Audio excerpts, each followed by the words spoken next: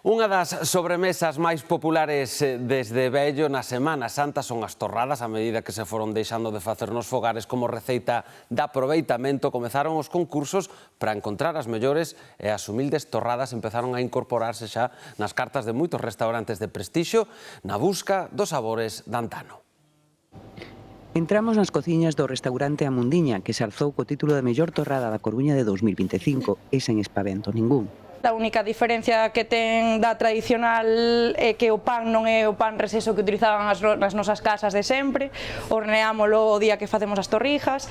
Leva un baño de leite con azúcar, limón, naranxa e canela. E despois pasámola polo huevo e vai fritida no aceite, volta e volta. Ese toque dulce que daban as avoas co azúcar e nos dámolo co tofe. Botaríamos un pouco de canela por encima, que sería como o toque máis tradicional. Remátano con améndoas e xeado. E así, o que fora prato de aproveitamento caseiro actualmente está na carta deste e moitos restaurantes. E aquí é un dos máis cobizados durante o ano, con e sen premio.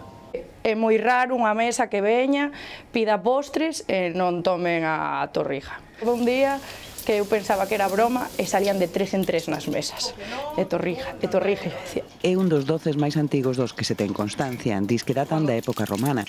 Antes de reinar na Semana Santa, servían para a recuperación das mulleres tralo parto. Esta é a nosa famosa torrija.